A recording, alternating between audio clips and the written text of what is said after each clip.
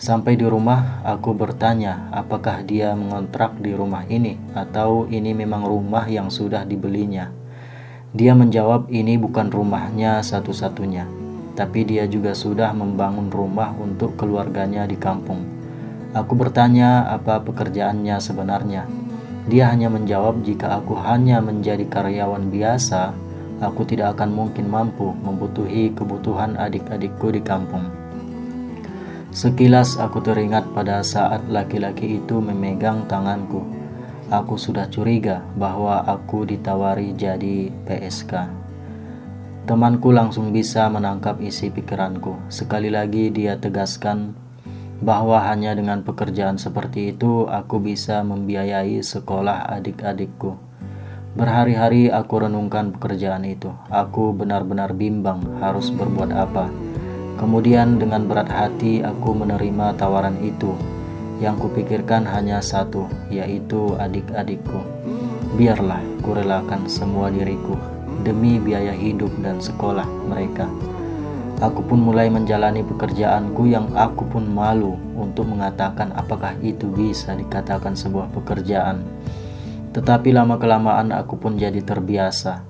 Dengan modal tampang dan tubuhku yang menarik, aku selalu mendapat langganan dari kalangan atas, pejabat dan pengusaha-pengusaha yang sudah tidak tahu lagi kemana harus membelanjakan duitnya yang banyak itu. Tidak jarang aku dibawa berhari-hari dan berminggu-minggu oleh langgananku keluar kota, bahkan ke luar negeri.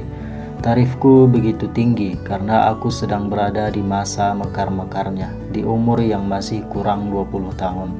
Setiap bulan aku bisa menghasilkan uang puluhan juta. Hanya dalam beberapa bulan aku sudah bisa membangun rumah yang lebih layak bagi adik-adikku di kampung. Begitulah selama kurang lebih 7 tahun aku jalani pekerjaan ini. Aku sudah memiliki segala fasilitas hidup yang kuinginkan. Adikku sudah 2 orang yang telah lulus kuliah, yang lain masih kutanggung biaya sekolahnya. Pernah suatu saat salah satu dari adikku bertanya apa sebenarnya pekerjaanku. Dan ku jawab singkat, tidak usah ditanya, yang penting kalian bisa hidup dan bisa sekolah. Setelah itu mereka tidak pernah menanyakannya lagi. Mereka tahu kakak mereka telah bersusah payah selama ini menanggung semua kebutuhan mereka. Tapi kemudian rasanya pekerjaan ini tidak membawa ketenangan sama sekali ke dalam jiwaku. Hari-hari kulalui tanpa gairah yang seperti dulu lagi. Sebenarnya aku masih cukup menarik bagi kalangan menengah atas karena aku benar-benar menjaga keindahan tubuhku. Tetapi semakin hari rasanya hidup ini semakin tidak berarti. Aku mulai merasakan kehampaan dalam hidup. Aku mulai bertanya-tanya pada diri sendiri, apakah aku harus tetap menjalankan pekerjaanku ini hingga tidak ada lagi daya tarik dari tubuhku, atau ini sudah saatnya aku kembali ke jalan Tuhan. Di sela-sela waktu senggangku, aku mulai datang ke masjid dekat rumahku dan mendengarkan kajian-kajian agama dari ustadz-ustadznya. Tetapi pekerjaanku tetap kujalani. Di saat berada di masjid dan mendengarkan tausiah-tausiah penceramahnya, rasanya hatiku begitu damai dan tenang. Aku merasa telah menemukan jalan hidupku kembali. Kemudian setelah beberapa bulan kupertimbangkan aku harus berhenti dari pekerjaan ini. Aku ingin hidup normal, aku ingin berkeluarga dan memiliki anak layaknya orang pada umumnya, pikirku. Dengan tekad yang sudah mantap ingin kembali ke jalan yang benar, aku mendatangi rumah seorang ustadz yang telah aku kenal karena sering mengikuti kajiannya di masjid dekat rumahku beberapa bulan belakangan ini. Dengan maksud meminta bimbingan, ingin bertaubat. Aku berkata bahwa aku ingin kembali ke jalan Tuhan. Aku menyesali semua perbuatanku. Aku bertanya kepada ustadz tersebut, jika aku telah bertaubat nanti, apakah semua yang sudah aku hasilkan dari pekerjaanku itu harus kulepaskan semuanya kembali? Apakah tidak boleh lagi kupergunakan? Kemudian ustadz tersebut menjawab, iya. Semua yang telah aku hasilkan dari jerih payahku itu harus kusumbangkan. Tidak boleh lagi kupergunakan sedikit pun untuk membersihkan diriku, katanya. Kemudian setelah pulang, aku berpikir, tidak mungkin kujual rumah yang sudah kubangun. Di mana nanti tinggal adik-adikku? Tidak mungkin kusumbangkan semua usaha-usahaku yang sudah berjalan itu. Dari mana nanti aku cari makan? Apakah aku harus kembali melarat lagi seperti dulu? Ah, tidak mungkin, pikirku. Aku pun mengurungkan niatku untuk bertaubat. Tidak mungkin aku kembali miskin dan melarat seperti dulu. Setelah itu aku pun pulang ke kampung untuk mengistirahatkan sejenak pikiranku yang tidak menentu dalam beberapa bulan belakangan ini. Menemui adik-adikku yang sudah cukup lama aku tidak mengunjungi mereka. Ketika kami sedang makan bersama, tiba-tiba ada tamu yang tidak pernah terpikirkan olehku selama ini. Iya, sahabatku yang dulu, yang pernah berbaik hati menawarkan bantuannya ketika masa-masa sulitku dulu, Zidan. Tubuhnya lebih berisi dari yang dulu aku kenal. Wajahnya nampak bersih berseri, seolah tidak ada beban dalam hidupnya. Keramahannya tetap sama seperti dulu. Pembawaannya yang tenang membuatku merasa nyaman untuk bercengkrama dengannya. Tentu aku tidak mengatakan padanya apa pekerjaanku. Aku akan sangat malu jika dia mengetahuinya. Dalam percakapan itu, aku pun bertanya padanya apakah dia sudah menikah. Belum, aku menunggumu. Ungkapan rasa cintaku padamu dulu belum kau jawab, katanya. Aku pun tersenyum. Tidak usah merayuku, lagian aku belum ada niatan untuk menikah, jawabku. Dalam hati aku berkata, aku tidak pantas untukmu. Kau orang baik-baik, sementara diriku hanyalah sampah kehidupan bagi anggapan sebagian orang. Aku bukan orang yang pantas jadi pendamping hidupmu. Apakah kau sudah ada calon? Tanyanya lagi.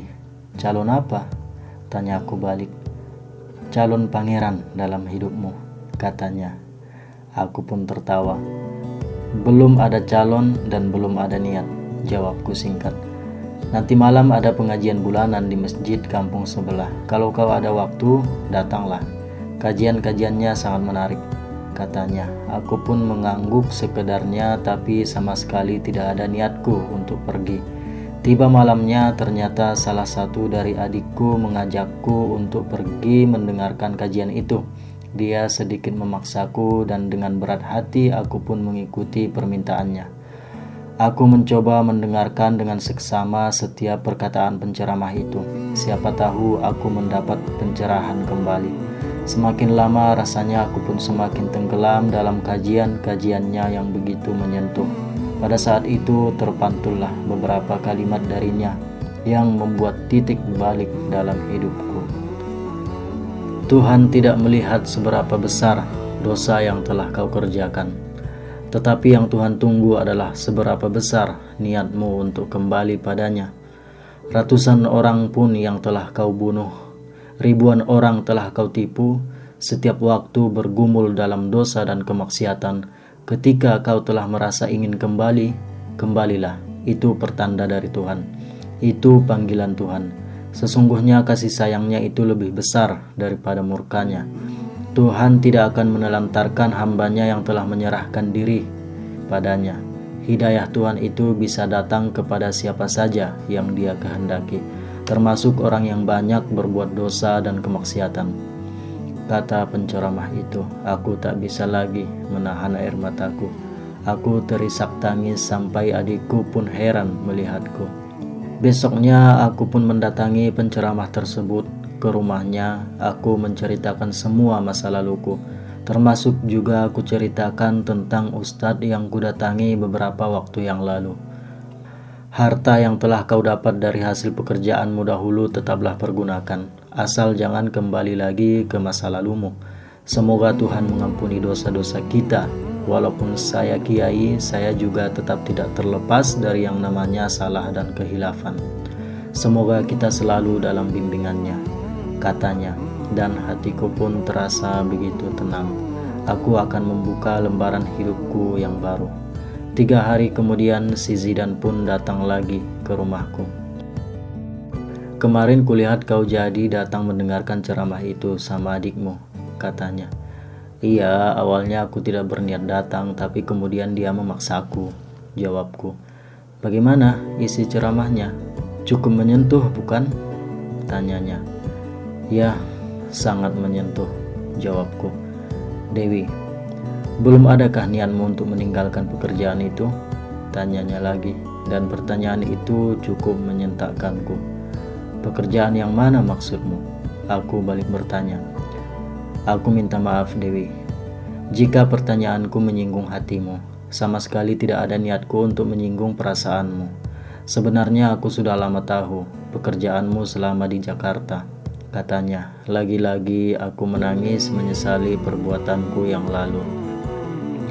Tiba-tiba si Zidan berlutut di hadapanku yang sedang duduk di kursi dan berkata, "Jika kau telah berniat untuk meninggalkan pekerjaanmu itu, aku pun akan melamarmu sekarang juga," katanya. Dan aku hanya menangis dan menangis, menyesal dan malu pada diriku sendiri. "Tidakkah kau malu memperistri orang seperti diriku ini?" tanyaku dalam tangisku. Begitulah ketulusan cintaku. Aku selalu berdoa kepada Tuhan agar kau segera meninggalkan pekerjaan itu. Beberapa hari lalu sebelum kau pulang, aku bermimpi bahwa kau telah meninggalkan pekerjaanmu itu. Dan aku sangat yakin mimpiku itu benar-benar nyata. Dan sekarang aku telah berada di hadapanmu, mengajukan proposal lamaran untukmu. Tapi lamaranku seperti tape lamongan, jika tidak segera diambil dan dimakan akan segera basi, katanya. Dan aku langsung menampar pipinya, bukan tamparan marah tapi tamparan kasih, sambil tersenyum. "Kau benar-benar seorang pendiam yang pandai menggombal," kataku. "Itulah keistimewaanku," jawabnya sambil memegang tanganku.